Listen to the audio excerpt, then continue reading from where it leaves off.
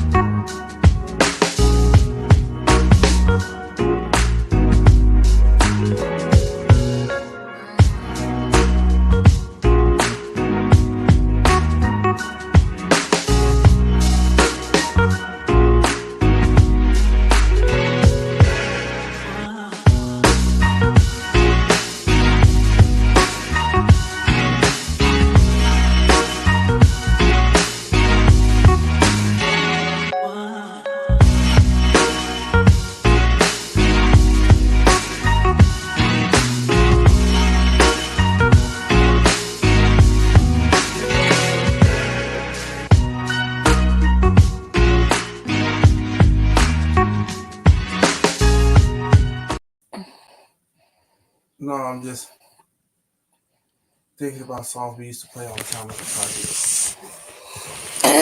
Why don't you just pull up the list of it on your phone and then you can look at the Guitar Hero stuff. All right.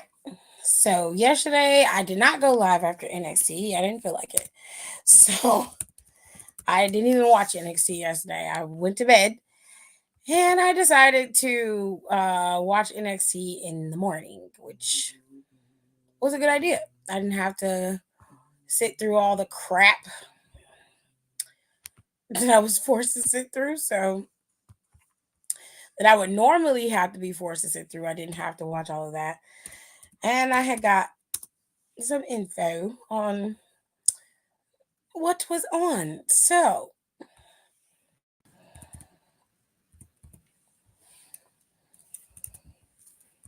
damn, Real Housewives of Potomac is getting ready to get their reunion. I thought it just came back on. Jeez.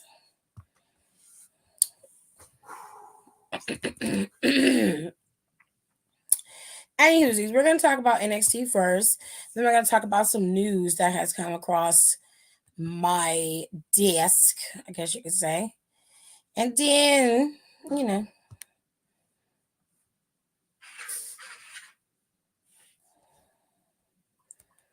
we'll get into it because we got a lot to discuss today. And then before I go, I'll do SBC chat like I always do, and we'll call it a day. All right.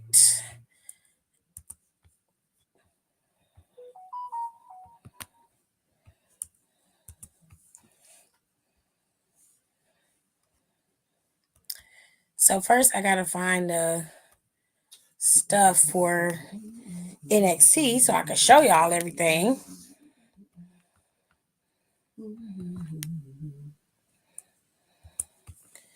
Make sure y'all see everything, and no.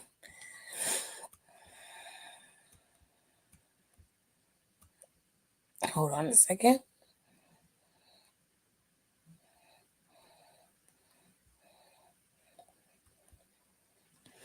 I hope everybody had a good day today. It was a long day for me, but it was a good day nonetheless.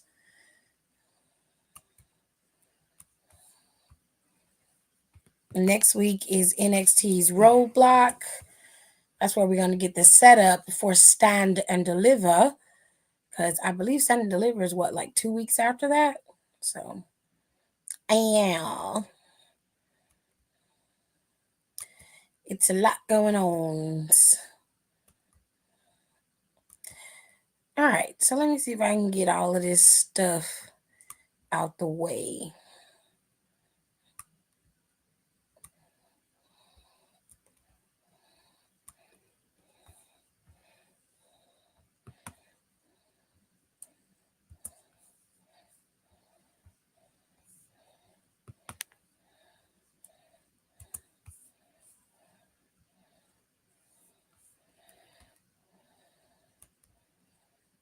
Hold tight, y'all. I just got to get a couple more of the thingamajigs so I can make sure we tell the stories right. So just hold on, y'all. Hold on. Hold on. Also, I did my podcast. There's 2 episodes of the podcast up right now. Um, got the new format for the pod. It's up. We got all that stuff up there. Plus, Down for the Count has an episode up there right now. I think I got all of the pictures I need. Let me double check.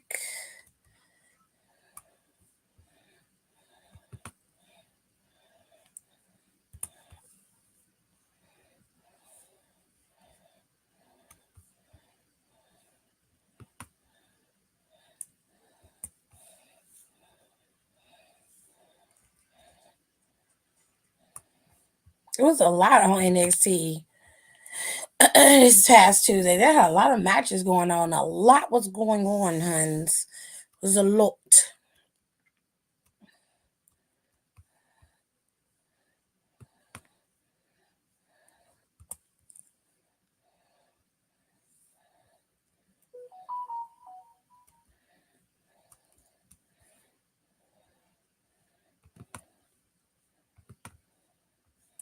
Got one more thing to get, and then I promise I will be ready. Just give me one more second.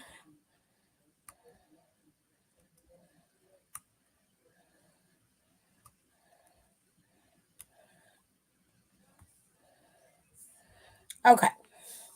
Eyes is ready, ladies and gents. Okay. So let me let people in that want to come in. All right. And then I'm going to upload the pictures so we can dive into this mess.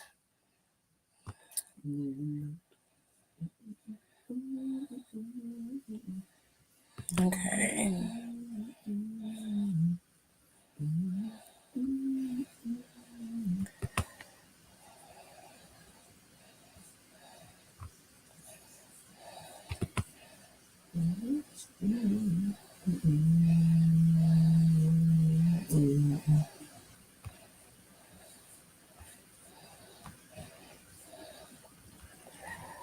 All right.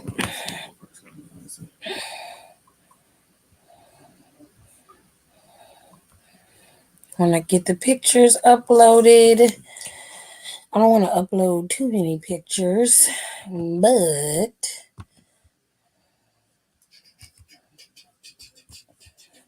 I'm going to take that out. Doop, doop, doop, and doop. All right. Those should upload just fine. Okay.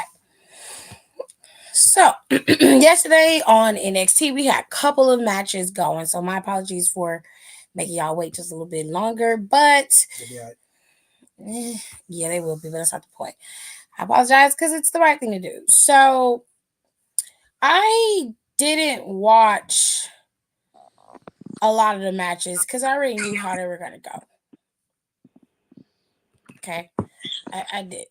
I was well aware of how they were going to go. So, I didn't watch the matches specifically for that reason. So some of these matches I'm gonna breeze through and just tell you who won, and the others I'm gonna actually sit and talk about because they were worth talking about, just to keep it fair. All right. Now, the matches I'm gonna breeze through because I already knew who was gonna win. Number one is this one. Lexis King did lose to Von Wagner. He got upset and he attacked Wagner after the match. He then was getting flanked by Robert Stone. He ended up punching the lights out of Robert Stone. Robert Stone got laid out, and Lexis King was very happy with his work. So they're going to keep this going with Lexis King and Robert Stone and Von Wagner. Sure, fine. Last week, while Roxanne Perez got out the shower, got herself together, and realized that another title match was given before her, she got in her feelings and was getting dressed and was like, I missed another opportunity. Like, does the world have something against me? And it's like, girl, no, you had opportunities. plural. Right. You had opportunities at the title. And whether Lola cost you the opportunity to have a one-on-one match or not, you had an opportunity to beat both of these women and you did it. So I'm really getting sick and tired of this woe is me shit that she got going on. I'm really getting sick of it. But Jakara came in there stirring the pot with Lash, talking about that's how you get an opportunity. I don't know why, because your girl lost. Your homegirl, your homegirl lost, Jakara. Now, don't get me wrong. Lash put on a good match, so I guess that's what she was talking about. But the reality is, sweetheart, your homegirl lost. Like, she legitimately lost. I'm just saying.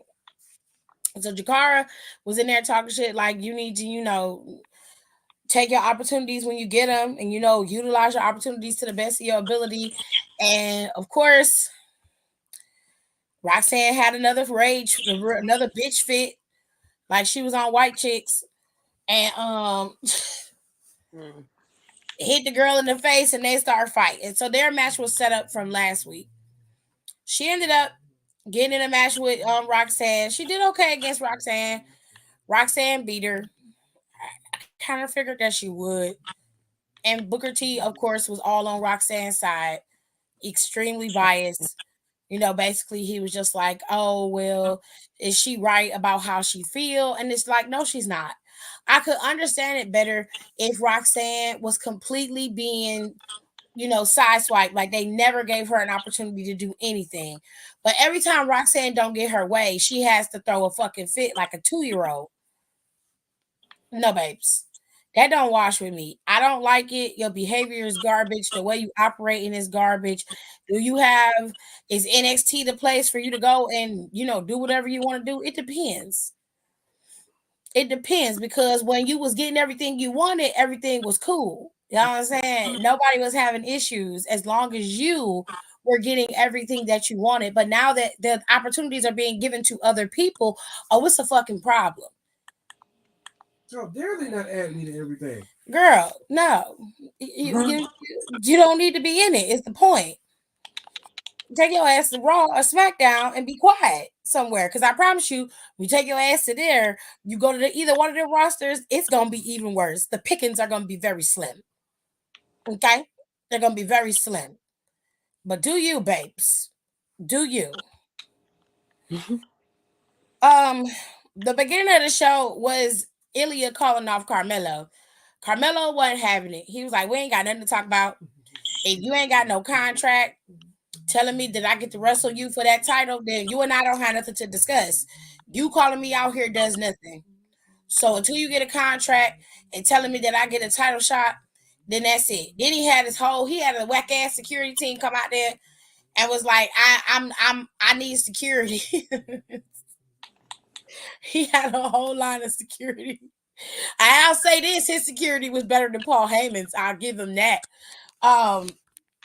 He was like, I can't have my security out here because I need to be protected. I'm a commodity. I'm the one who built this brand back up to from where it was. Same shit, different toilet. So Ilya was like, all right. So he went to the back, talked to Ava, and while he was back there, the North American champion was back there. Now, Ava was like, Ava, you and I need to talk about my next opponent. And Ava was like, you know what? I'm considering it. Don't worry. I will have that laid out for you soon. But right now, I have some other things to take care of, but I will get back to you on that. And he said, okay. Then Ilya walked in there and the two of them locked eyes and shit. And it looked like they had their own little tension and confrontation. And the homeboy laughed and walked away. And I was like, well, it's being fair, Oba. Sweetheart, you only defended the title twice. And even in those two title defenses, they do not equate to the two titles that Ilya Dragunov has carried on his back multiple times. So you might want to relax. Calm down, sir. I was gonna say no. Hey, y'all, what's up?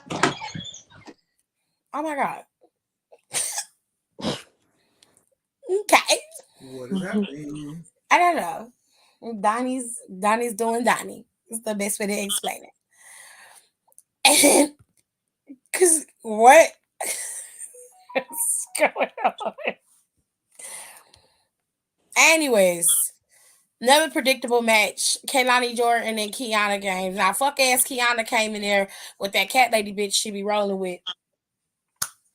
For the most part, her and Kaylani was going back and forth until Cat Lady decided to, pretty much take Kaylani's legs from underneath her. Kaylani hit the edge of the apron.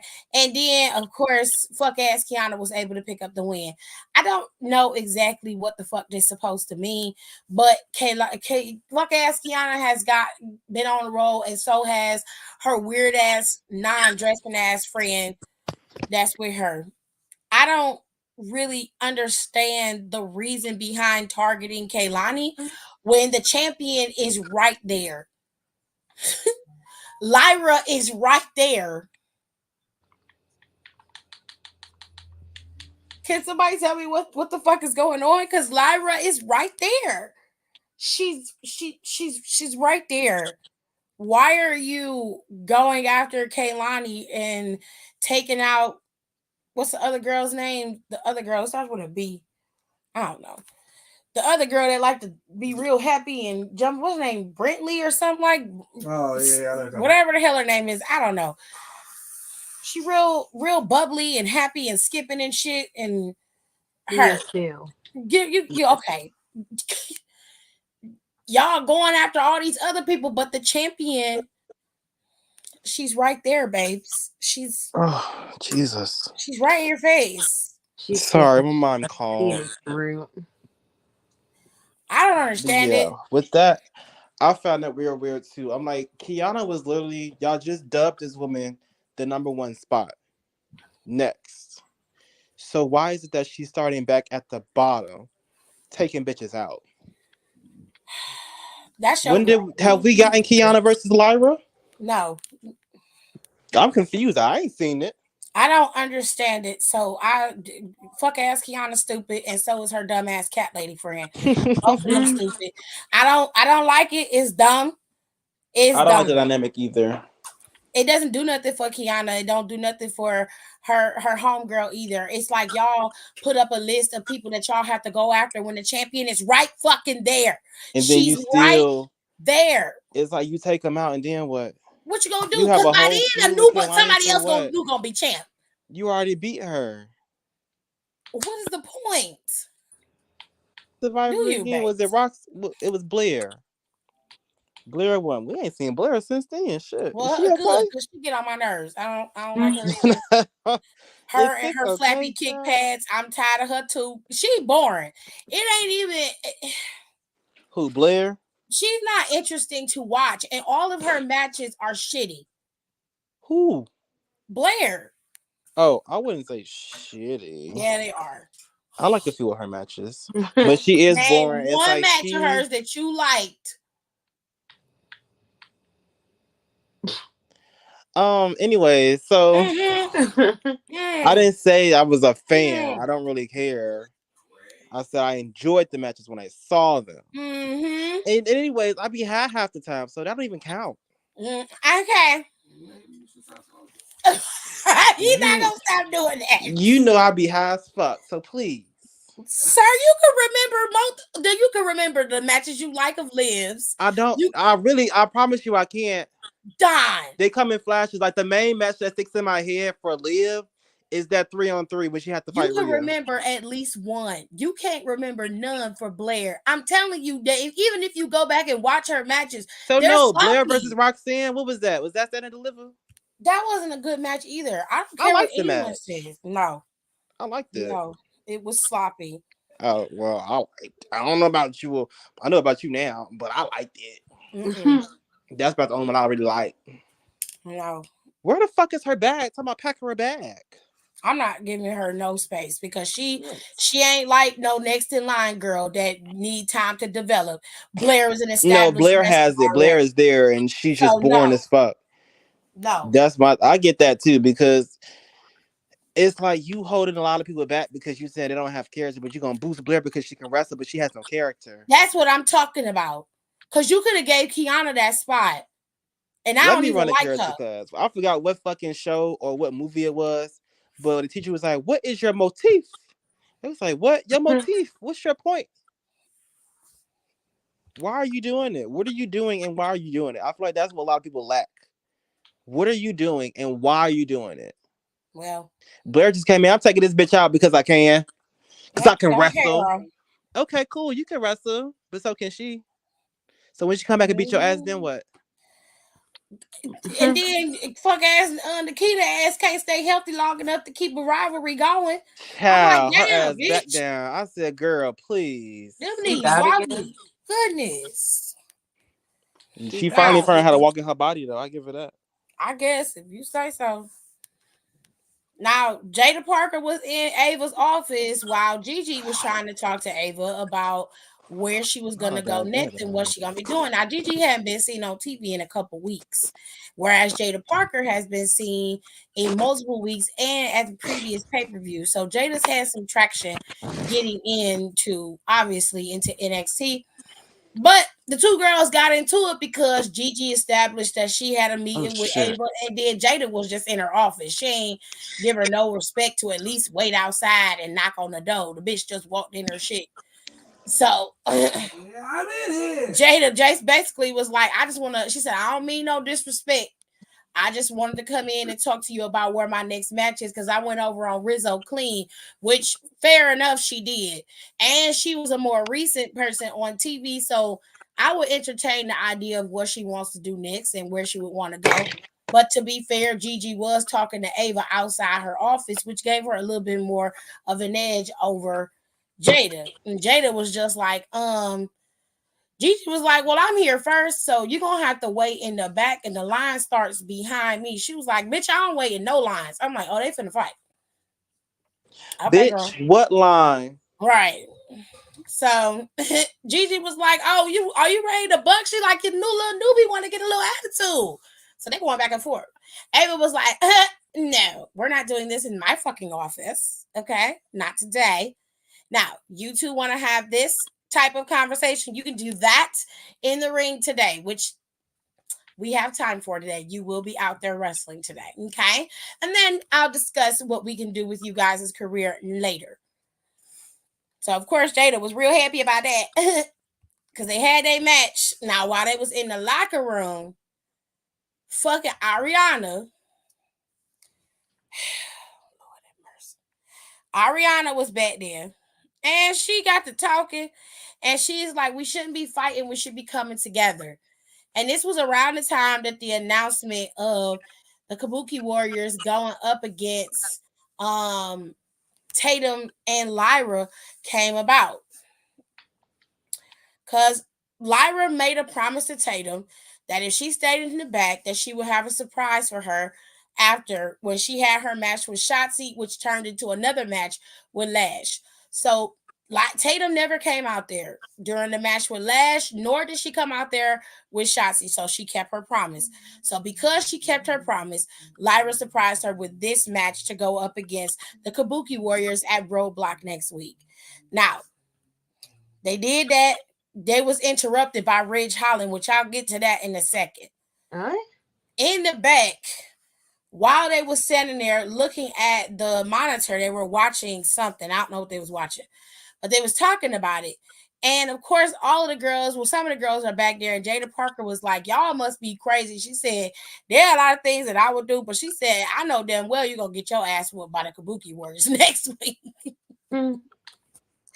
I said, damn, Jada, tell them how you really feel, sis. Jesus. And Ariana sitting up there like, we need to come together. We don't need to fight. We need to come together. We need to be together. And Lyra's like, girl, fighting is what we do. It's the reason why we're here. This is NXT. We not in no damn beauty pageant.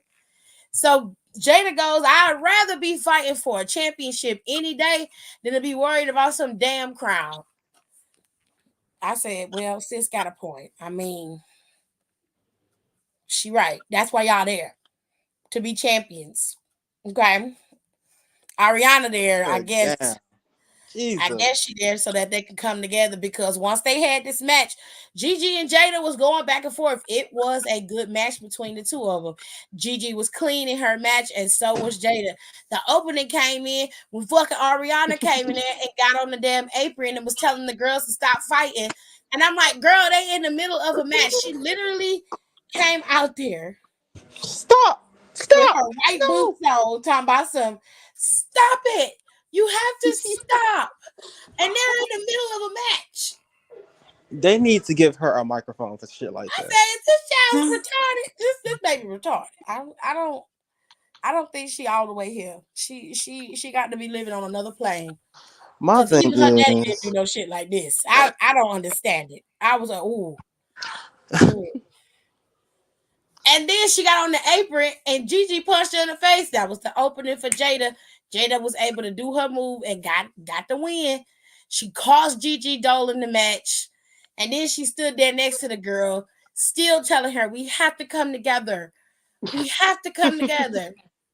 I said, bitch, you delusional. You have that be my lost your thing with mind. fucking Gigi. Because anytime Gigi ass got a match, some distraction happened, her ass Somebody lose the is match. messing with her. I'm like, girl, stop turning the fuck around. Just fight. Mom called you. Shit. Every time it's you always it's always what's in it for me? What's up for me? And then you get your shit and then you fucking lose. Hello? What's going on? Ain't shit for you gonna keep losing like this. This wasn't even her fault. Yes, it was. She did not have to turn around to fight Ariana. She didn't turn around to fight her. She got ready to hit Jada Parker in the face. Jada moved and she ended up hitting Ariana because her stupid ass was on the apron. Had Ariana had been on the floor and she got out the ring to fight her, then I'd be telling you, okay, you right about that. No, because she was distracted from Ariana before that. No. First, Okay, so she on at the apron. first, What Jada she was supposed to distracted do? at first. Jada got the first one. And then Gigi got her lick. What was she Well, what supposed goes to do? around goes around. Sit there? Who was gonna do? What was she Gigi? gonna do? Go the other way? Gigi? Ariana was in the middle, literally was in the middle of the match. Child, bump that bitch off. And don't. The thing is, she punched her and she stayed and looked at her. Bitch, turn around. Turn around. You And it's punched her still like, her oh, girl, fault. my bad. Then you get back into that action. It's Now still back her to your fault. ass. I don't see how you still blame her when your girl is the one who's the problem. She's not the problem. She is a peace activist. Okay. Eat a dick, Don. Okay. I already was gonna do that tonight, so thank you. Yeah, Okay. do that. Do that. Okay. I hope it stank. I hope so too. Ew, gross. I just got some. Huh? I just got some. Okay, let me get $5 first. That is gross. I got the $5. Anyways, I got a 3-5. So I only got a 3-5. No, Dijakovic went up against Luca Crusifino. Okay. And they had actually a pretty decent match too. Luca was pretty decent out there. And after the match was over, That's why I had to order me some because I didn't have how to drop Luca one. did lose. He did lose the match, but he was being recruited by the Don. Now I told y'all right when they reintroduced Luca that he needed to be a part of the Don's stable. And lo and behold, some months later, here they come, bringing Luca in. And I was like, you The motherfuckers. con surge. You motherfuckers. You bastards. Okay? A succubus with a gun. Consigliere. Okay. Anywhoosies. So this match happened and Joe Gacy, Dijak beat Luca. And while Dijak was gloating and living his best life, Luca grabbed that crowbar and bust that nigga in the back with it. I was like, hell yeah, that's my type of nigga right there. Bust him dead in the back with it. And then Joe Gacy came out there and he's telling him like he escaped. They start fighting.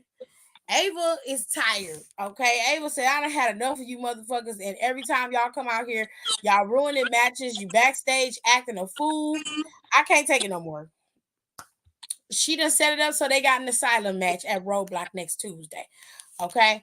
Now, there was only a couple more matches that happened on the show. Charlie Dempsey was the one who was chosen to go up against Noam Dar in the Heritage Cup match. Like I told y'all last week, it was either going to be him or it was going to be Drew Gulak. They chose Charlie. Okay. Charlie and Noam had the match. Charlie got the first fall, Noam got the second, and then Charlie got the third. And that was the end of that. That was Murder She Wrote. Charlie Dempsey is your new Heritage Cup champion. So they're finally pushing forward and giving Charlie Dempsey and the No Quarter Catch crew something. And this is something, okay? So I don't know what Lash and Jakara and Oro and Noam gonna do now. They can still be metaphor. They just ain't got no title to be metaphoring over. That makes sense, you know what I'm saying? But shout out to Charlie Dempsey for getting his first title in NXT. And he ain't just, no bum bitch. Because for a minute, it was like, damn, Charlie ain't going to get nothing. Well, he ain't going to bum bitch. Well, yeah. Fair. Tag teams. I told Kenny last week.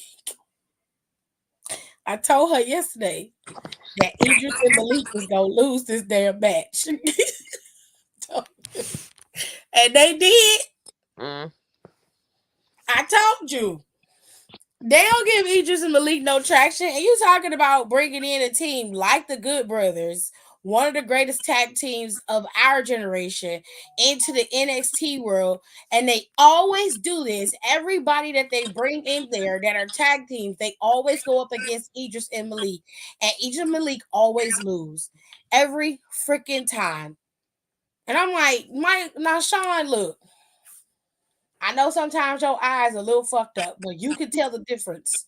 I don't understand why you would bypass a tag team like Idris and Malik and give those titles to Braun and Baron.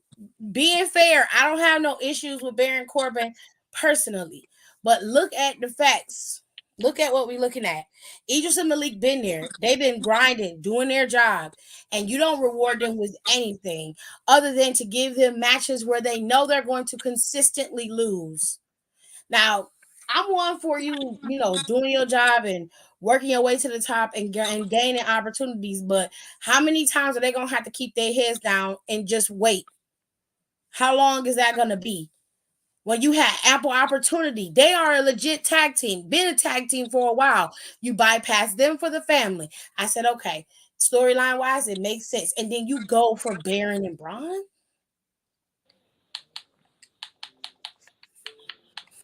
I'm not gonna make sense of that because it don't make sense. And I'm just not here for it. I hate it. I hate all of it. Okay. They deserve better than that. So I'm sorry. Anyways. Again, we go back to this. Carmelo and y'all champion Ilya Dragunov had their little sit down. Ava was out there. She had a championship contract. But then the Don came out. Now, like I told y'all last week, the Don has decided he want to make bigger decisions. He ain't just going after no small little fish no more. He going after the big fish. He can't be the Don without the title, right? He gotta have a little bit more power. But you know what I thought was smooth as fuck is when he brought his ass out there. Carmelo was telling this security, like, hey, yo, Carmelo said, if you make a move on me or even try to touch me, my security gonna drop you, no cap. Dom was like, Carmelo, relax, okay?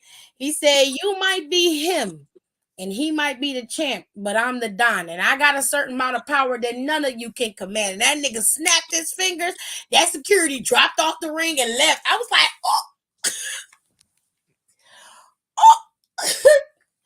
ooh, I was like, damn. That was fucked up, but it was necessary. So, the Don made it very clear that he was not going to wait in line and wait until no decisions were made. He bypassed Carmelo Hayes and went straight to Ava and was like, look, I don't have to be given nothing. I can earn my shot at the title. He said, I talked to Ava, and instead of him just getting a title and walking in and demanding one, he can go up against me. And when I beat him, I will then challenge Ilya at Stand and Deliver. So, of course, Carmelo Hayes was like, hell no, I already had this set up. I already know what I wanted to do. You're not going to just bypass me and take away my opportunity. He was like, Ilya, what, you going to be a coward and just let this man come in here and take your shit from you like this?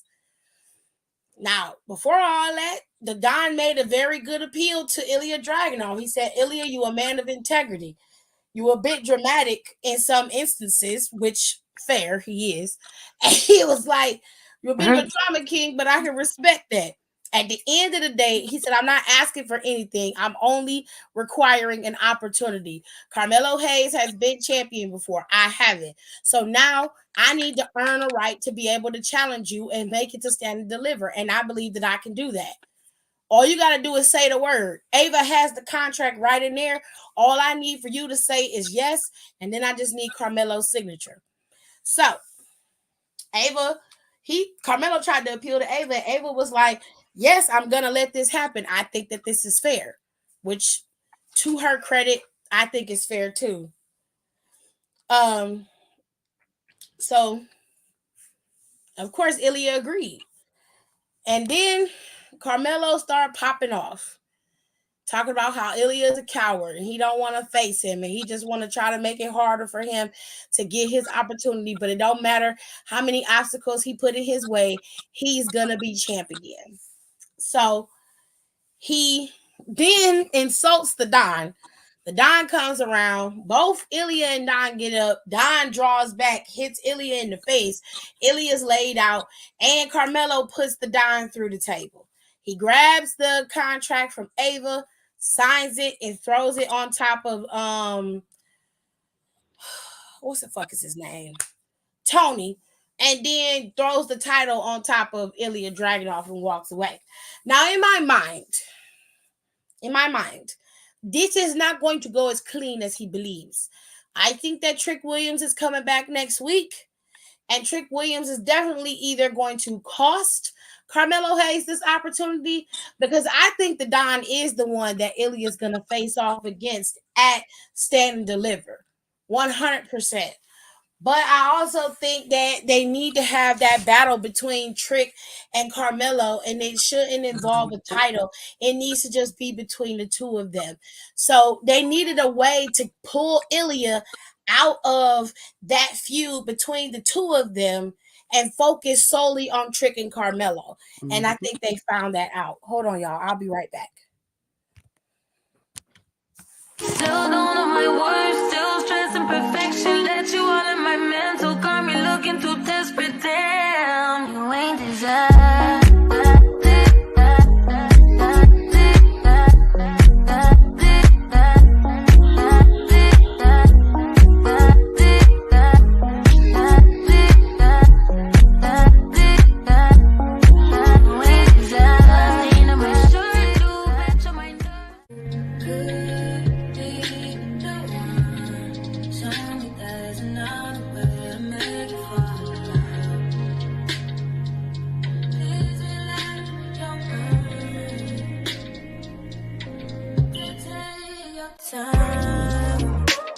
If I say I hate you, I mean it. If I say I love you, I mean it. If I say I hate you, I mean it. If I say I love you, I mean it. If I ever heard one, and I'm still here outside, front line, south side. I've been losing friends and finding peace. Honestly, that sound like a fair trade to me.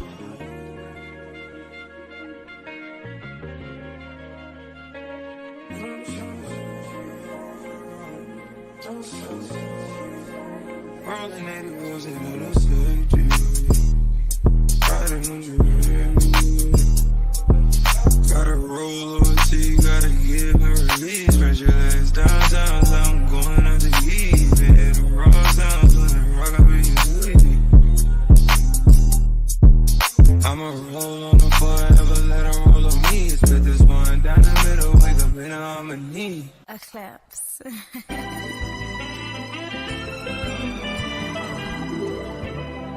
Don't close your eyes to get away. Just make my line and I'll arrange it. Beautiful, girl, you're stainless. You'll be fine, I'll be painless, yeah. All I'm drinking is champagne. All you want is the same thing. Yeah. The 10,000 building, get your ass an apartment, put you inside a G-class, that's just a starter kit. Plenty things count in life, but none of them is the thought of it. New piece around my neck, this chess games, but shorty stay with calculated moves like Beth Harmon. Swear I'm more purple rain prince than Prince Charming. Disappointment I stay expecting it. The pessimist, gold medalists, flush the magnums just so they not collecting my specimens down.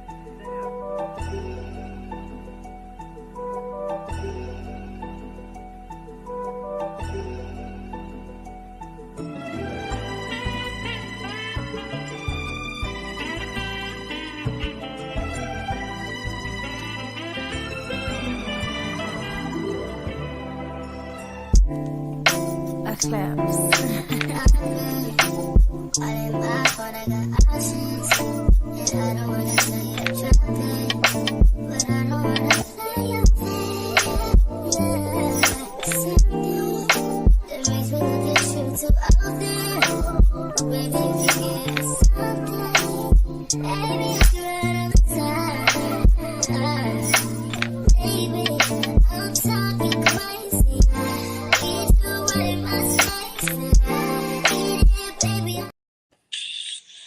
All right. I have returned. Hold tight. Excuse me.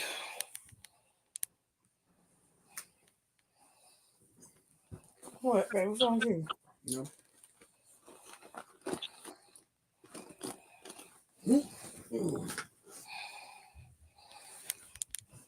Going in the shower? Yeah, we need to.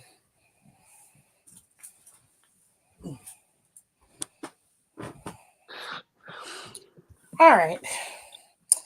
Sure. Now that we kind of have an idea of where things will go with Roadblock, I'm going to show y'all the match card. Well, yeah, he has beat him twice, but you never know, ladies and gents. You never know. Now, this match was made because of the actions by both men this past Tuesday. Joe Gacy and Dijak will be in an asylum match next Tuesday. Now, I don't believe they've had an asylum match but once, and that was when Dean Ambrose did it with Jericho. Wow. What a time. I want to say time we saw an asylum match, and even that was pretty dulled down in terms of how they wanted it to look in terms of an asylum match. But what ifs? Also, the Don will be facing off against him to be the number one contender for Ilya Dragunov's NXT Championship.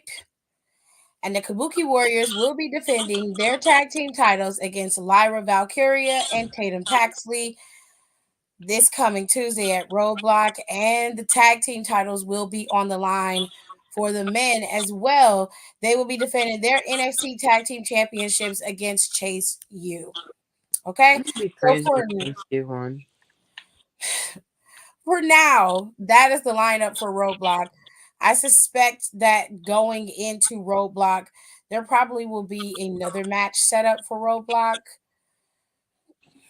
I don't know. It's possible, but they should have set up something else to determine Lyra Valkyria's number one contender going into Stand and Deliver. And I imagine that person more than likely is going to be Roxanne Perez. Which were all like, hey, good for you. Unfortunate.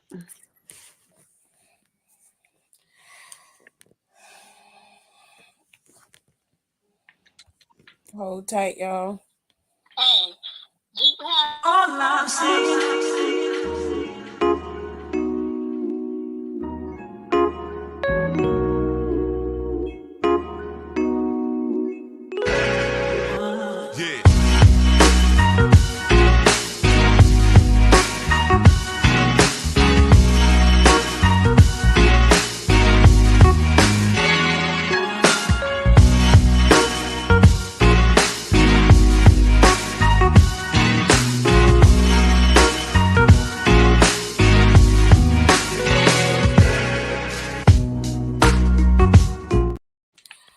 Okay.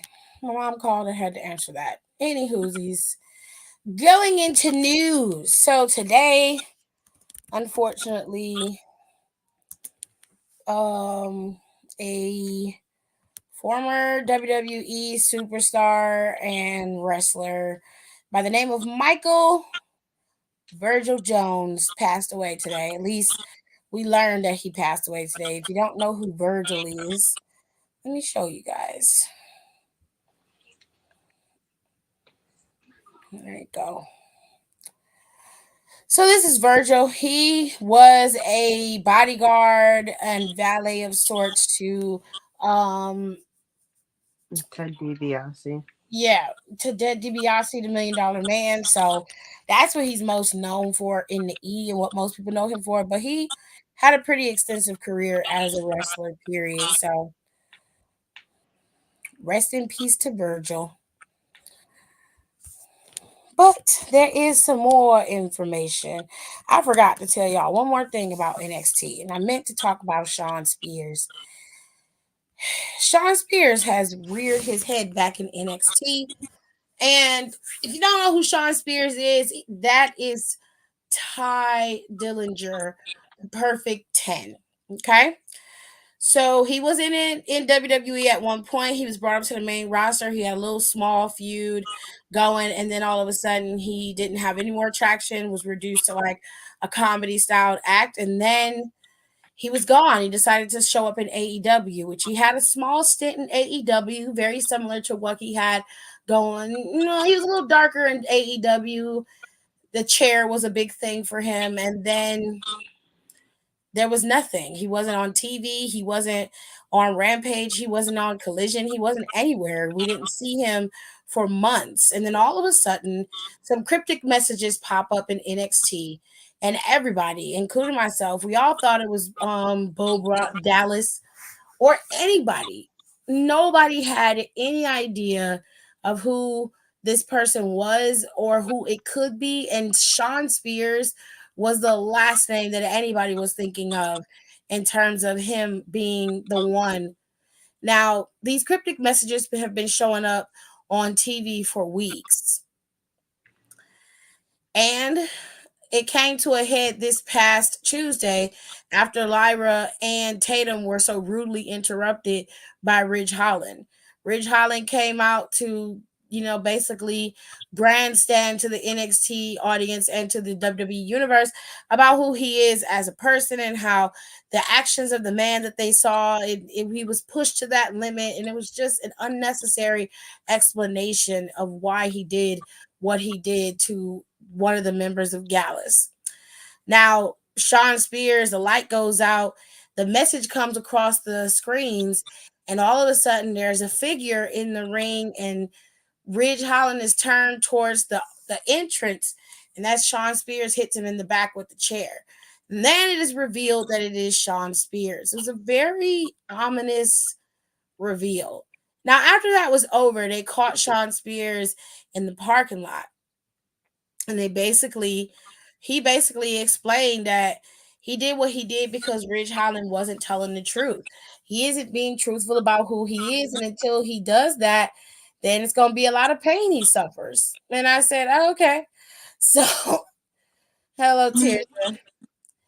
Sean Spears is back in NXT. And I was like, Jesus, nobody said anything about this. Like, this is wild as hell. Like, nobody knew that he was there. That was probably one of the greatest kept secrets that they've been able to keep. Like, usually it doesn't matter who it is, there's always some inkling. Nobody knew. that man was there. Nobody. And I was No, like, oh, they should have kept. that's wild. So it's been an interesting time. However,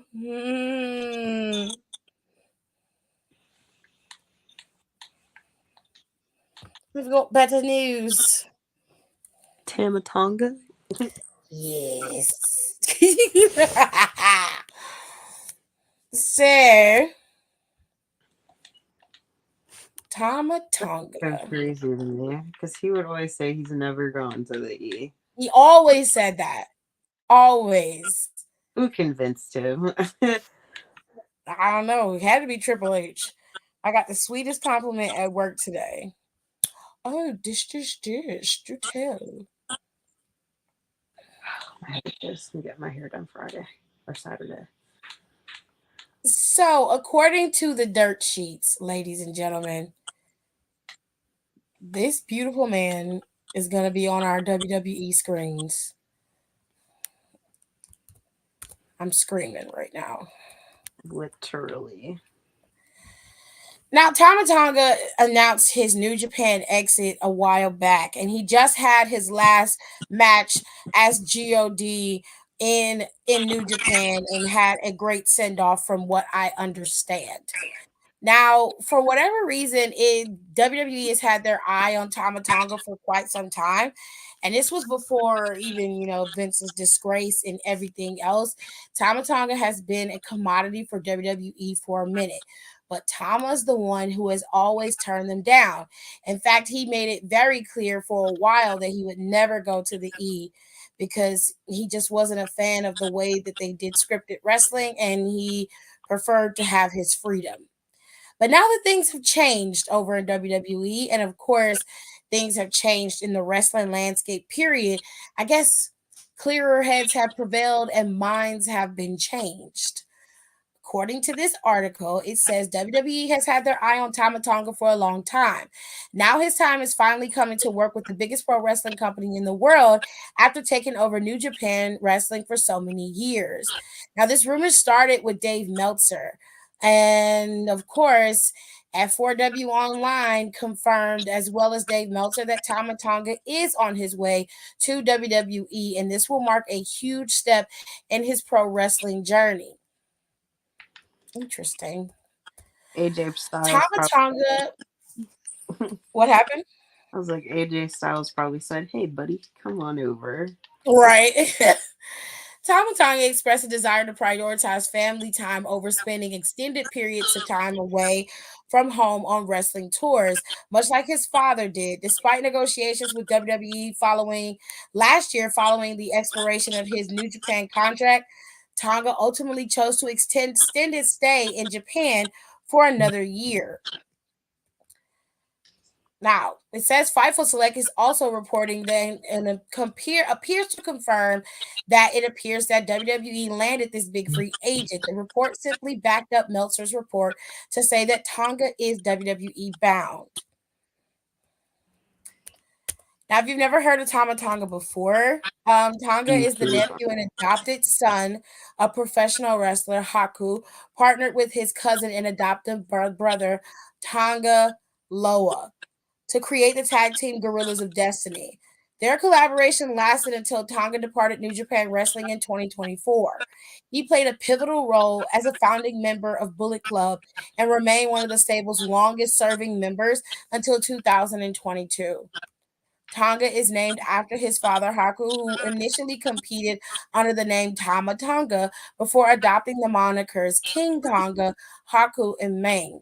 Tonga, alongside his tag team partner Loa, achieved 7 IWGP Tag Team Championship reigns. Transitioning into singles competition, Tonga secured the never openweight title on 4 occasions. However, he recently lost the title to Evil on January 22nd, coinciding with the expiration of his contract at the end of the month. He returned for a final farewell match on Saturday. There you have it, ladies and gents. Tama Tonga is gonna be in the E. Now everybody seems to think that he's going to be a part of the bloodline, but he has no relation to the bloodline whatsoever. And even if he does, he's not Samoan. He is Tongan, which is a completely different thing. They are all Pacific Islanders, but they are not the same thing. It's like saying all African people are the same thing, and it's just not true. So while in hindsight, it would make sense. I think it would be blatantly disrespectful to Tama Tonga and everybody else involved for him to be involved in this on the bloodline side. I think that sending him into the E and having him and AJ Styles Mhm. possibly link up or go at it is a better approach to having Tama come in rather than having him be a part of the bloodline. That doesn't make any sense to me. I make him an AJ feud. Yeah. That's that is Monty. Seriously said this woman who takes class quite often. I see her a lot and she comes in and she's like, I just want to tell you that you're absolutely beautiful, not just on the outside, but on the inside. You are such a light. Every time I come in, you greet me with a smile and you always ask how I'm doing, which means a lot to me. Please give gratitude to your parents because they've done a remarkable job with you, and I'm sure you make them so proud. Aw, that's very sweet. She's I was literally fighting back tears. I hate to tell you this, tears, but you cry at the drop of a dime, honey. She could have just came in and said you was pretty, and you probably would have started crying. I understand why you started crying here, but baby, you cry a lot. You cry. I love you to death, though. I do. But girl, it do not take much to make you cry. It really don't. I'm just saying.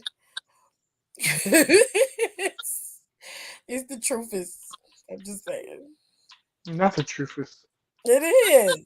I wasn't trying to be mean. I'm just saying she do. Tears is she's one of those type of creatures where even if her emotion is good, the tears is coming, honey. She gonna cry every time. Every time, every time. Every time. So they say Tama Tonga coming to the WWE. I'm very interested in how they're going to book him. I don't care. I'll just be looking. I like looking at him, so it's gonna be fun to look at him. He gonna be on my TV screen, and that's all that matters. Now I don't know anything about his brother coming. It just seems like it's just going to be him. So I'm happy that he's gonna be there, and hopefully they do him right. Now Matt Riddle been talking a Mm. lot. She said, "Fuck you, I'm a crier." Yes, yes, you are. It don't matter which way the pendulum swing, them tears is coming. If she mad, she gonna cry. If she hurt, she gonna cry. If she happy, she gonna cry. Tears have got you on the tears, honey. Now Matt Riddle been talking a lot of shit. He just won a championship in New Japan, which I thought was a questionable decision, but live your life, I guess. Um, and now he is on the podcast with Aria Helwini. I think that's how you say his name. He does a lot of journalism and podcast work as well, just like Chris Van Vliet and all the other people. But he was talking to him and he was talking about how he had got busted multiple times for having cocaine. Mm. So Matt Riddle was on that cocaine. We thought he was I high. fucking knew it. He was smoking weed, but this man was high on cocaine. Okay. He was railing lines. This man said he got busted with cocaine while in a strip club. Mm. Let me reiterate. He got busted with cocaine while in a strip club. It's like a peanut butter and jelly sandwich. What? They just go together. I've often wondered when people have this type of reckless behavior, and he comes across as somebody who's very arrogant for no reason. I don't understand where he gets his arrogance from. But he's like, and everybody said, like, I remember a time where he was talking He's a white about man. Lesnar, when Brock Lesnar got busted with the shit about him and, of course, his sexual proclivities or whatever. Now, to be fair, let's just playing devil's advocate, I haven't heard from anybody backstage or heard anything from any of the superstars backstage prior to him being busted for the situation with Vince and how he's been behaving in that regard. About Brock Lesnar's behavior towards superstars. His behavior towards superstars usually is quite cordial. From what I've heard and what I've read, he was one of the most well liked superstars backstage. Okay. That is so odd to me. So my problem was when they busted him, Matt Riddle decided to throw a little dig out there and it was like, oh, and they say I'm problematic and I'm hard to work with. I'm like, well, a lot of people refuse to work with you because of your behavior. Had it not been for Randy Orton, you would have been gone a long time ago. Now, you telling me that this grown man was willing to risk his entire career, former tag team champion, former United States champion, you had all this shit set ahead of you, and rightfully so, Triple H was going to give you a lot, right? Possibly could have had an opportunity to go up against Randy and really set yourself up. You feel what I'm saying? Had you had stayed on the path. But you were so busy being a bro that you did not even solidify yourself as a prominent person in the E that can be relied on. You put yourself in a position where you damn near lost your livelihood and could have cost your children their livelihood because of your behavior. Your reckless endangerment almost cost you your career. And nobody's holding you accountable. You got fired true enough, and you wasn't even a part. You got lumped into the firing, but your ass got fired for your behavior. That fucking airport shit was the last straw. And they did everything in their power to save your ass, and this is where we are now. Some of y'all are really disappointed. And it's sad because you have so much talent and you have a good opportunity to be able to make yourself into some of the top tier talent. And some of y'all get red carpet treatment. Mandy, you was one of them. Like, I don't understand why put yourself through all this hell and all this drama and work to bust your back on that mat for months at a time. Some of y'all years. Only for you to kill it in a second. Destroy everything. What be going through y'all minds? What is it? Is it the quick money? Is it the quick fame? What is happening here for you not to understand that what you're doing cannot end well for you? I hope all of y'all that want to be wrestlers understand the cautionary tale. While you may be on TV, making good money, living the highest of lives, you also have to be well disciplined and you have to be able to keep your shit together. You need to have people around you that are not going to be fucking yes men. You got to have people around you that are going to work with you and not against you. People that are going to help you understand that this is your end all be all. We have finally made it to the pinnacle and now it's time to maintain it. Do what you're told, excel at everything you're told so you can push forward and be one of the ones. Y'all finally make it to the last dance and you kill yourself before you can even get started. It's just disappointing. And it's sad. You was out here busting it wide open, snorting coke and shit, going to strip clubs. God damn. Like, you can see bitches for free. Like, the way that bitches be out here, I don't know the other way to explain it. You have an immense amount of women in your DMs sending you photos every day. At this point, you should become jaded by seeing ass. Apparently not. Like, what is so? I don't get it. I don't understand it.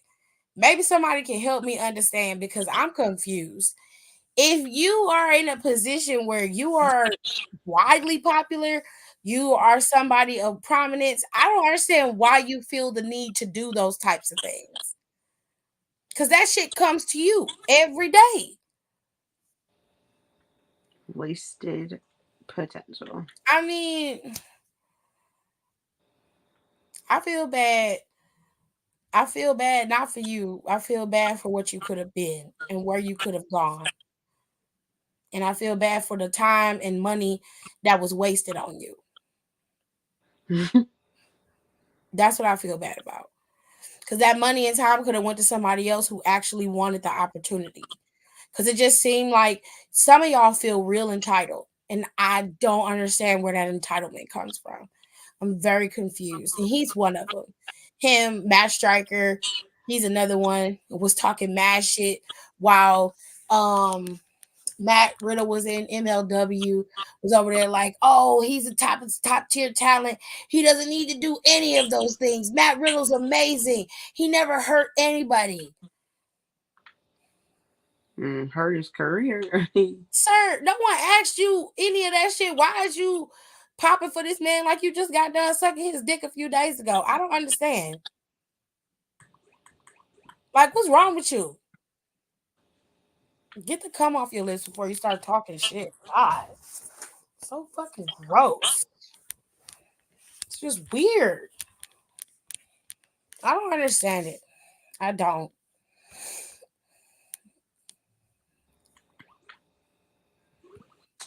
Cocaine at a goddamn strip club is wild. Not to me. I feel like that's very normal. It's wild as hell.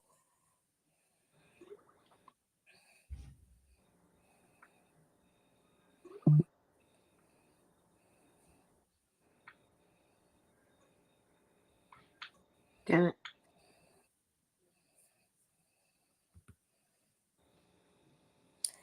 Oh, Wale Mania in Philly is gonna be top dollars advertised to be there. They're gonna be at Franklin Music Hall April 4th on a Thursday. I'm gonna be honest. I worked that day, so I feel like I ain't missing nothing. Oh shit. They post everyone posted anyway, so it's like I'm not missing nothing.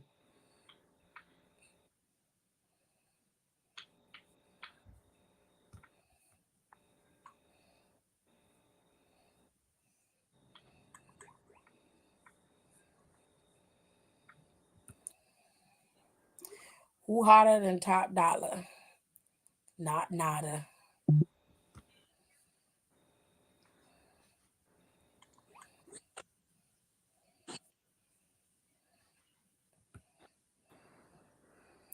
Anywhoosies.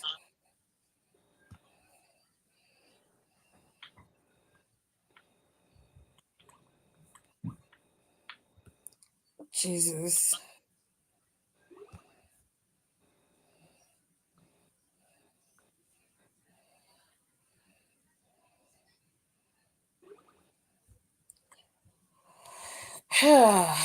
That's all we got for news, child.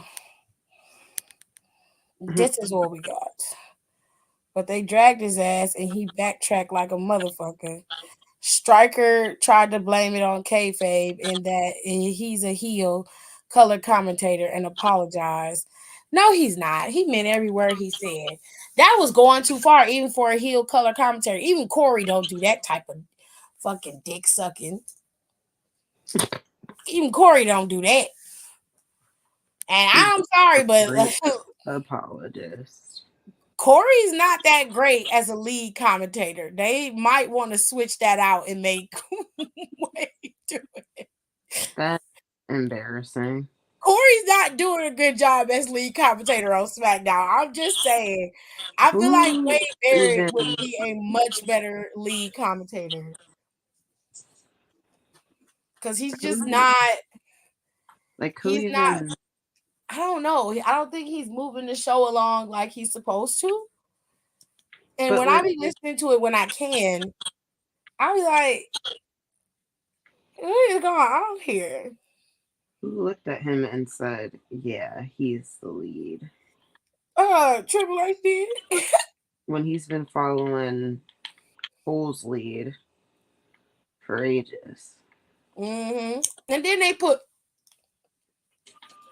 Where even is Kevin on he? commentary with him, and they made Kevin be lead commentator.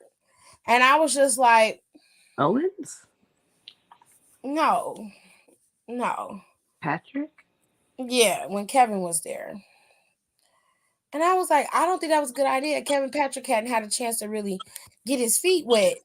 Being on commentary, that's a whole other bar to way. It's harder than what people think it is.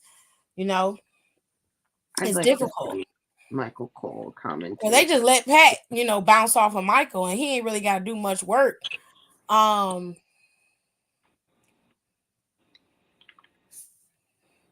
don't know. I feel like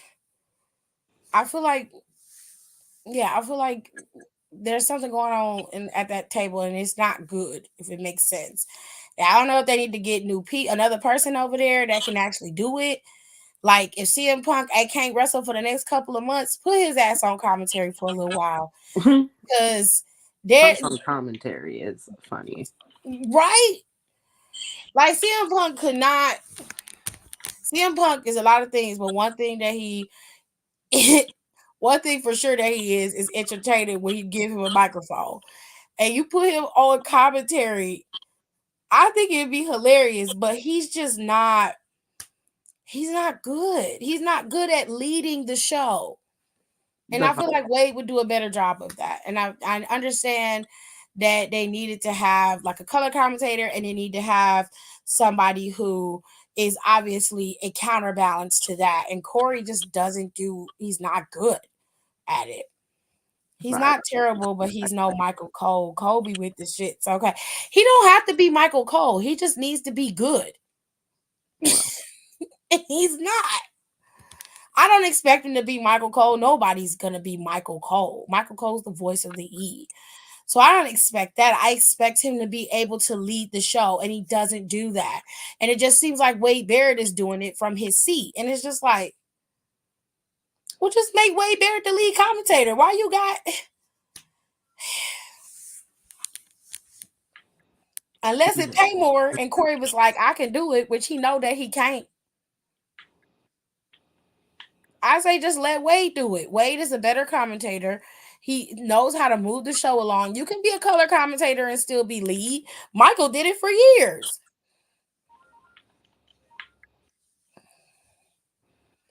Child, Michael Cole be cutting up all the time. He be on commentary. On Twitter, he is a mess. Michael Cole is low-key ignorant.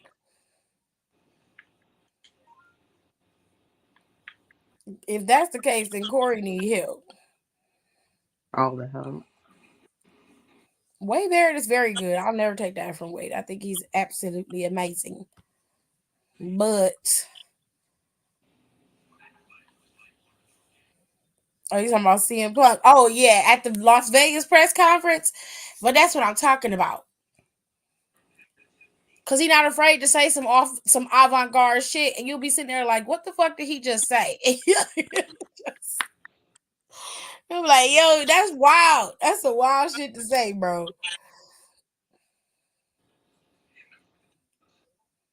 All right. Fuck does that even mean?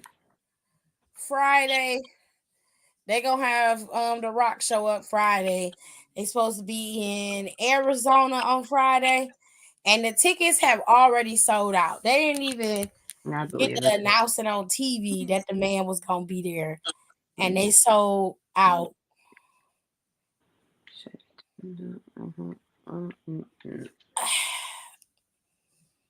This shit is wild. This is wild as hell.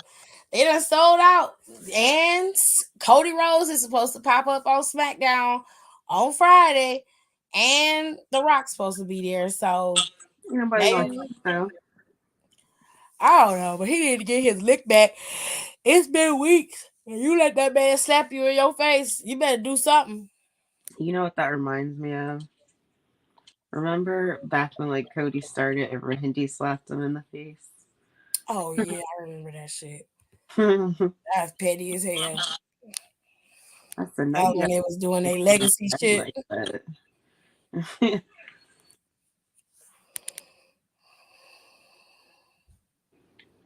It is windy.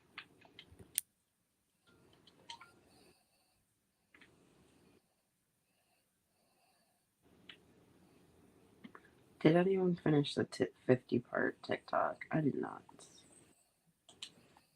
This is what Bill Skarsgård is supposed to look like in the Crow remake?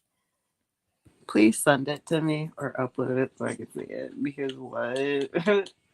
That movie is cursed. Why are we making it again? I hope he don't. I'm not gonna say that. I'm gonna keep my mouth shut.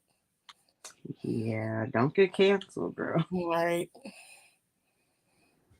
It's supposed to come out June 7th. And this is what he looks like. This is what Brandon looked like, Brandon Lee, when he was in The Crow. And this is what Bill Skarsgård looks like. I mean, I guess he's got a nice bod. I don't remember The Crow rocking around with no shirt on. They said that nigga look like Jared Leto. The Joker. That's embarrassing. Actually, I would out of this movie. Am I mad at it? No, not really. I mean, I'm gonna watch it, but well, actually, I might just because I don't know. I watched the original and I love that movie. It's one of my favorite movies.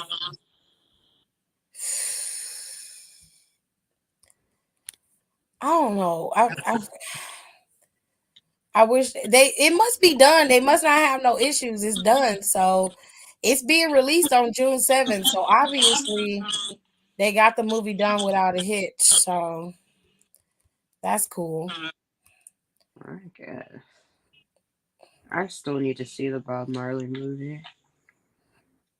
But at this point, I feel like if I didn't see it yet, I'm not watching it.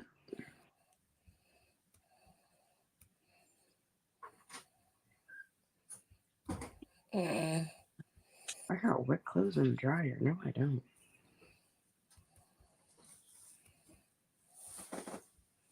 I miss Biggie.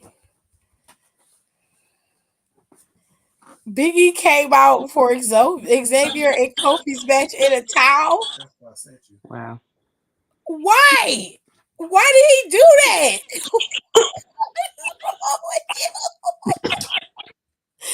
What is going on? I don't like that.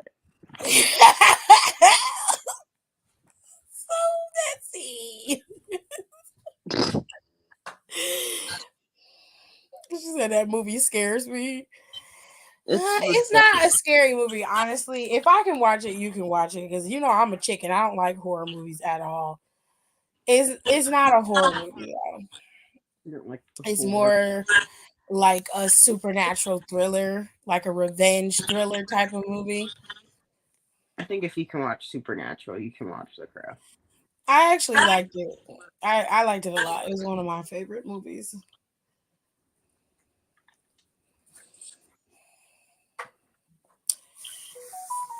But anyways, we are going to make this episode of Freestyle Wednesday a very short because it is SBC chat time. Last week it was fucking nuts. And this week is even more nuts. Because people are weird. Okay? They're weird.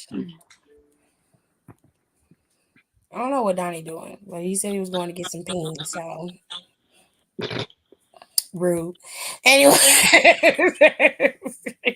he did. Shit. He's rude ass.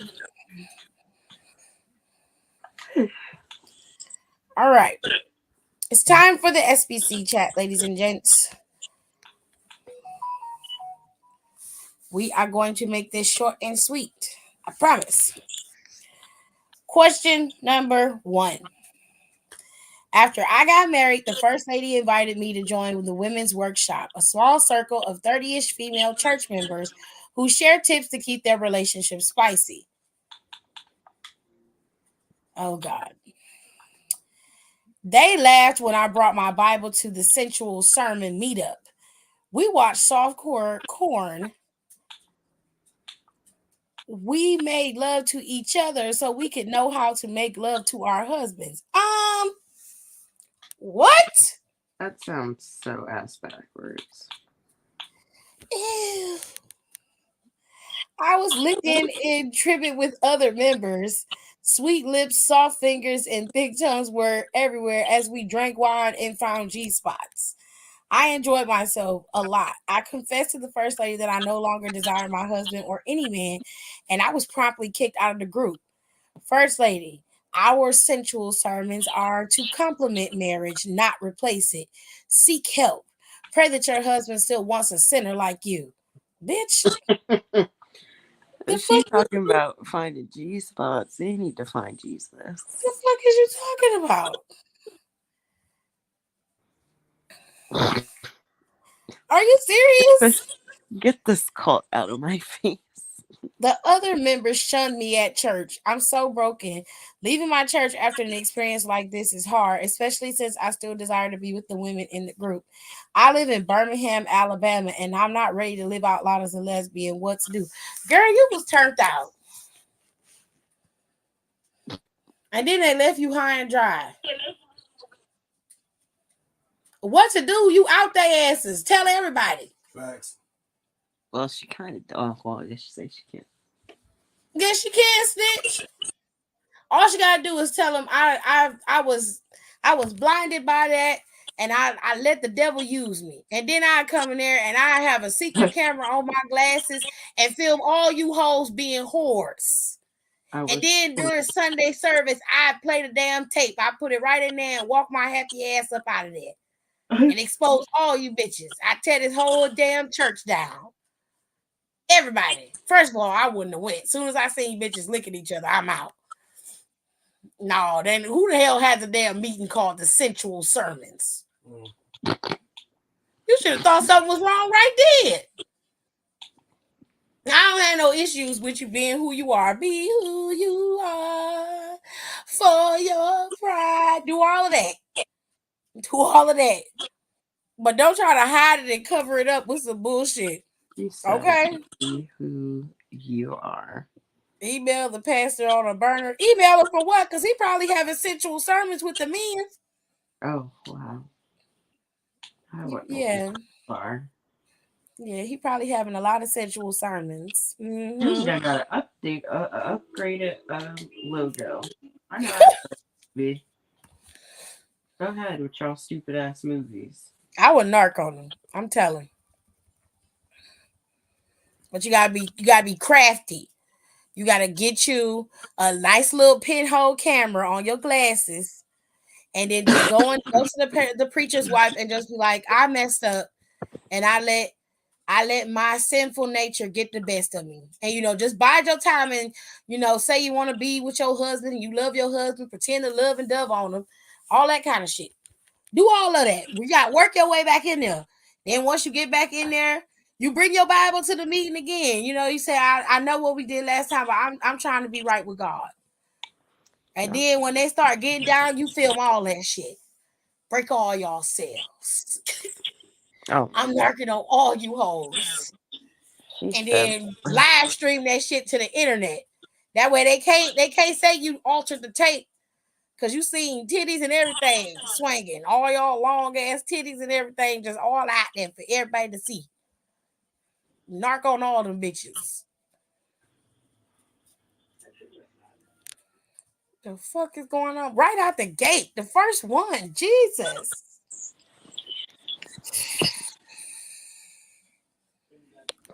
Question number 2.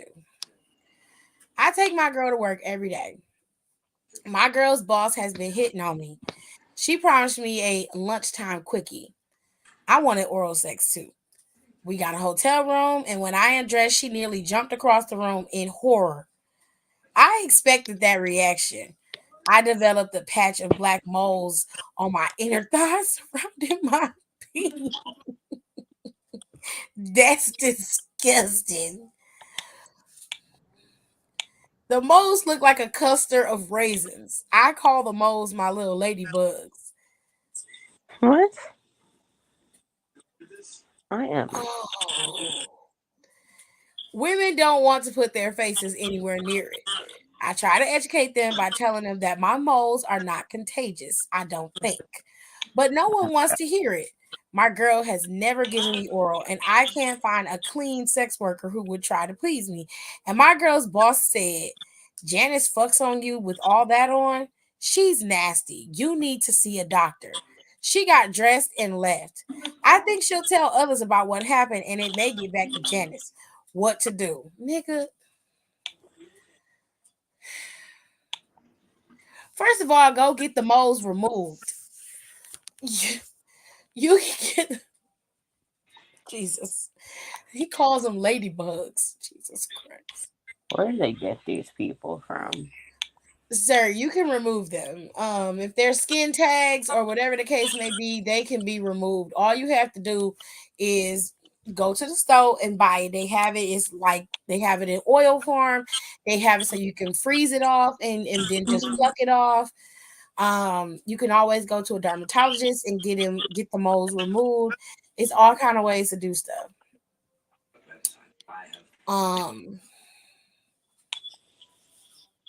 Secondly, why are you cheating on your woman with her boss?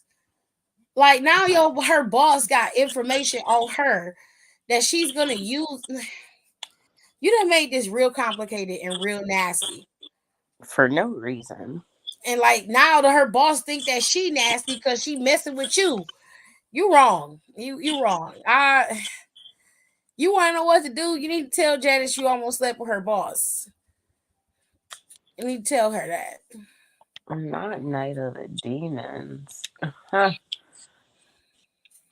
That's funny. What the hell?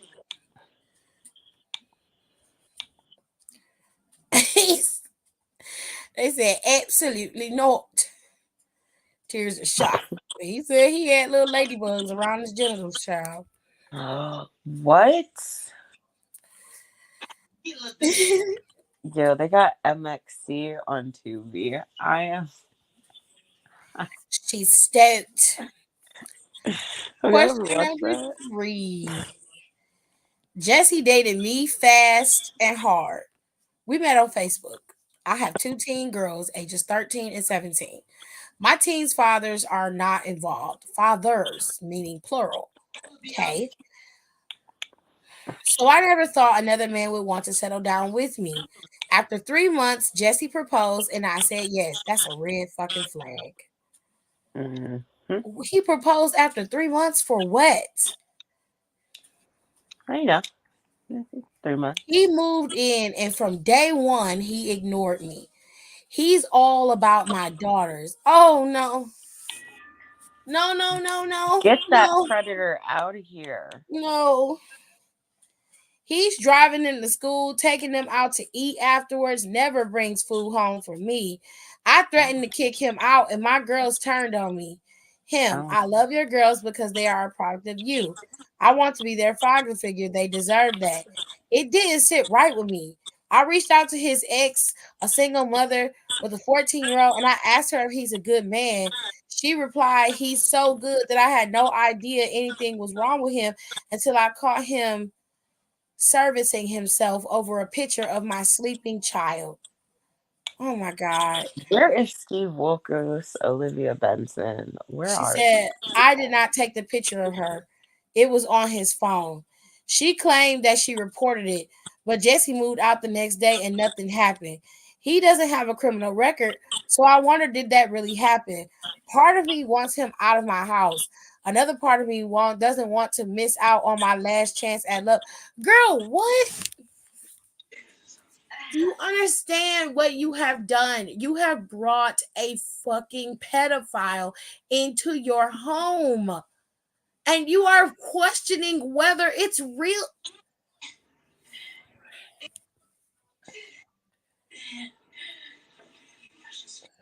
This man is going to hurt one of those girls, and all you care about is your last chance at love. He doesn't even want to be with you. Mm-mm. What is wrong with you? Get him out. Get him out now before something happens and he ends up hurting one of them. Are you crazy? Sure is.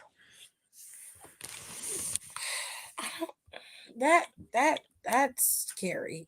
You are out of your fucking mind. Bonkers.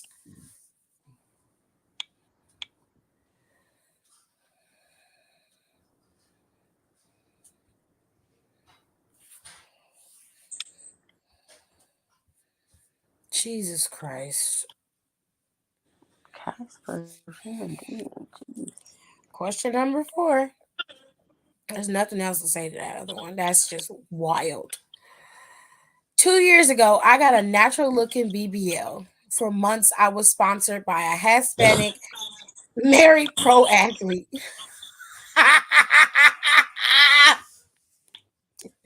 She Oh wow. said, shit. She said I was sponsored by. How do you get sponsored for something like that?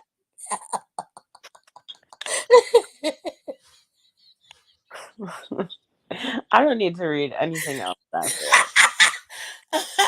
I have to finish it. Wait. What are you talking She about? said she was Sponsored. sponsored like she was one of those kids on the St. Jude Hospital commercial. Oh my god. It's like what?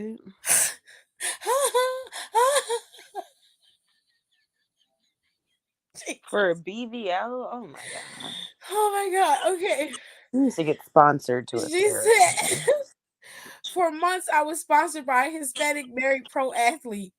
I got pregnant and I carried my baby to term because a huge payday was in the cards. While dating my sponsor, I got high one night and linked up with my broke ex. Well, guess which dude got me pregnant? My broke ex. In the delivery room, my baby was crying and I was crying too.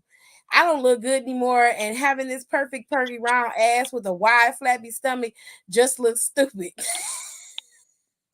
I resented my newborn and asked my sister and her husband to raise them. I refuse to call a baby an it. It's a them. And we have started the process for them to adopt them. In the meantime, I want the baby to help me grow my social media presence and get my name out there as a mommy influencer. My sister said no. I just want to create a few TikTok snaps with the child every now and then. Legally, what rights do I have? Also, how do I lure my sponsor back? He changed his number after I got pregnant. This lady scares me. How you gonna be a mommy influencer but don't want to be a mommy? It's giving TikTok scammer. Girl, disrespectfully, go to hell. Because what the fuck? You don't even want to be the parent. Luckily, you got a sister who got some sense that will take care of your child. And you referring to the baby as an it. Y'all are some fucking monsters. Monsters is a nice word, I think. Jesus.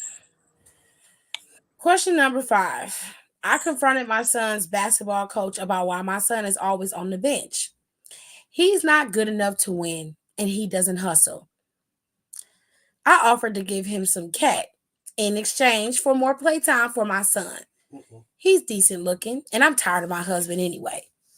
Coach agreed. I wore my tight black leather dress, crotchless panties, and gym shoes for a quick session in his van.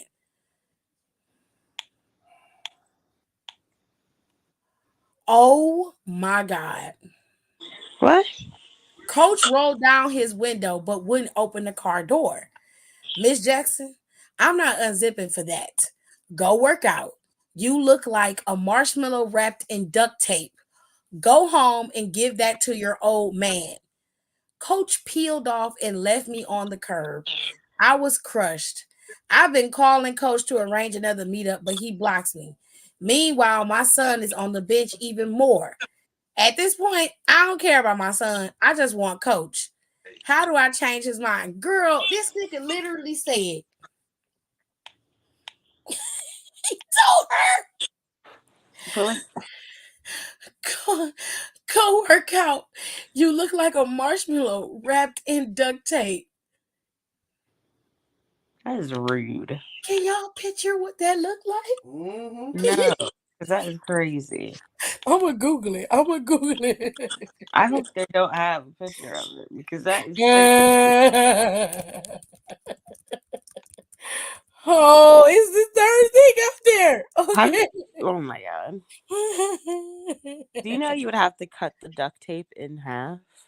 Holy shit. I need a visual. I need it. Where is it? Where I'm is it? sick that it's the third most Google thing. It was. They ain't got no picture of no marshmallow wrapped in duct tape though. But it was good. It was up there.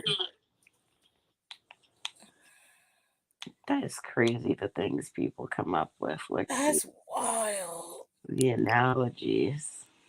Is that the right word? Analogy.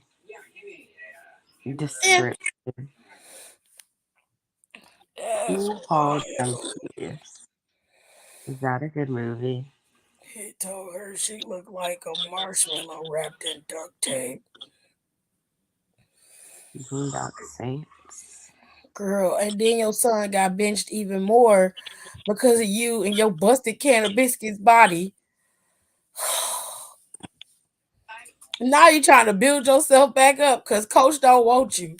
He saw what you looked like when he walked up on you. He ain't had no intention of sleeping with you from the beginning.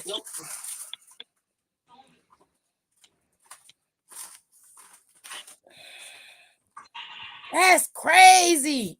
Like, that's a wild shit. Question number 6, part 1.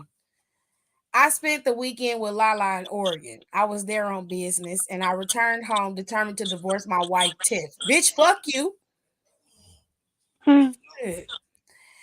Tiff picked me up from the airport, and as we were driving back home, I told her the truth. Me, Tiff, we're done. Her, but I'm pregnant and I'm your wife.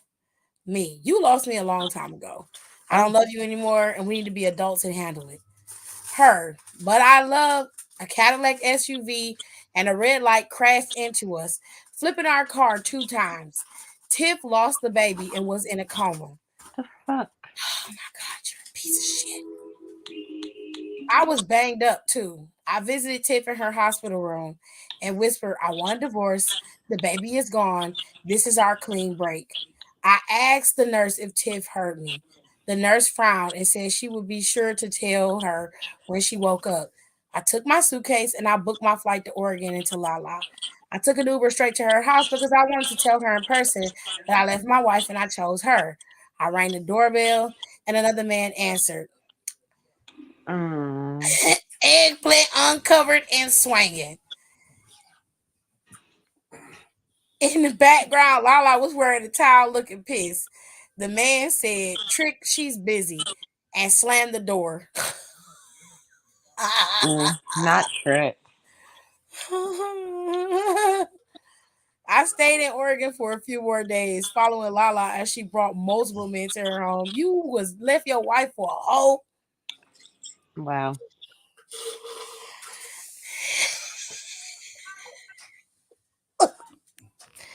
I thought I was her only love.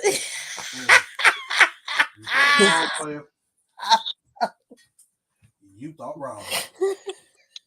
She had many. She had so many. I forgot about work and I eventually lost that job. Now you forgot about work. Oh my gosh.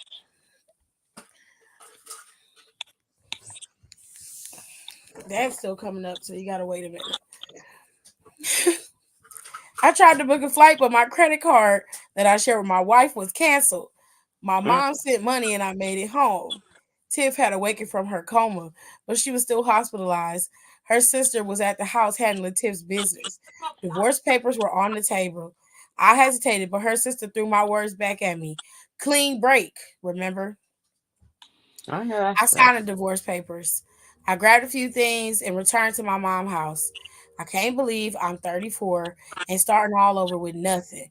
I love Lala, but Tiff loved me and I need her love right now. Tiff's sister has blocked me and I know Tiff will find another man in no time. How do I convey to Tiff that I made a mistake and I'd like a second chance? I'm in hell right now. I need my wife and my life back. No. Yeah. The answer to that is just simply no. You didn't even have the decency to wait till your wife came out of her coma. Hmm? These two bags in front of my door, they're trash. Can you take it out and put it in the trash can? Yeah. You basically told her straight up, you lost the baby, so it's a clean break. It's over. That's cruel. She was still in the coma when you said that to her, by the way. And now, because you down on your luck, got your back against the wind, trying to make it, and no way to win. Mine is back against the wind. Child, now you need your wife. I don't know about that, baby. The way I see it is, you better go find you another hoe like Lala so you can feel better about yourself. You really need to be more concerned about finding a job, because you ain't got no man right now. You burnt. You ain't got no man. You ain't got no man. And you ain't got no wife. You ain't got nothing. This is all your fault. You did this to yourself. So I have nothing to say other than good luck, nigga. Uh, You ain't got no what? you definitely gonna need it. I just gonna wish you luck. Is there any chicken breast down there? Hell yeah. Whole damn bowl full of. Can I have a couple of them, please? No. Shut up, Kenny. Anyway, that is it. That is all. And that's all it's ever gonna be. The bowl. Mhm. Thank you. Child, that was a whirlwind. That first story was nuts. And No, then in the that middle, first one crazy. y'all out here letting pedophiles live in your house just so you can say you have somebody. And there, she gonna be on Steve Wilkos next. Watch. That's who she'll be, Steve Wilkos. That's nuts. So it's insane. Why the girl name? Well, at least the wife name was Tiff, so we cool. Oh my god. The other girl name was Lala and shit. It was shit. Anyways, look, I will be back on Friday for SmackDown. I'm not gonna hold y'all too long in these YouTube streets, at least not today. There wasn't much to talk about, there wasn't much going on. So we just covered what we could and then we're moving on. All right. So I will see y'all Friday. And we'll talk about what The Rock talking about on Friday and see what's going on then. Y'all have a good night. Make sure you please go on over to Down for the Count. Down for the Count has a new episode up. We're getting ready to have another episode up where we got Janae back. We had Janae on this episode this week. So y'all head on over there and check that out. Also, the KTT podcast has 2 Pop Culture Wednesdays up there, and they're both full episodes. I gave you last week's episode this week and this week's episode. So y'all got plenty of stuff to listen to for Pop Culture Wednesday. All right. And I still have to upload an Am I the Asshole for Friday. Okay. So there's plenty of stuff for y'all to listen to on the KTT with Aunt Tiff. And there's a new format on the latest episode that I just uploaded. So I want y'all to listen to it and tell me what y'all think. There's a tab for you to tell me what you think of the episode. All right. And like I said, Down for the Count has an episode up, and we're getting ready to have a new episode up this Thursday. It's going to talk about all of the stuff that we've been covering with current events, and then we talk about wrestling and pop culture. All right. So y'all keep up with the podcast. The podcasts are rolling. We got all kinds of stuff going over there. And then, of course, I got my fam. We got We Love Wrestling, Marks with Mikes. We got Culture Cast, which our last episode, we just had Britt from Culture Cast over there on the pod. We're trying to get your podcast over there, and we're going to get Marks with Mikes over there as well. We got Matt Ritter from Smacking It Raw. We're going to get with him, have him on the show one day. And we got Know the Ropes podcast, okay? There's so many people that I roll with heavy that I need y'all to go and check out their podcasts and YouTube channels, because you'll find a lot of information through them that you do not find through me, okay? With all that being said, y'all have a good night, and I will see y'all Friday.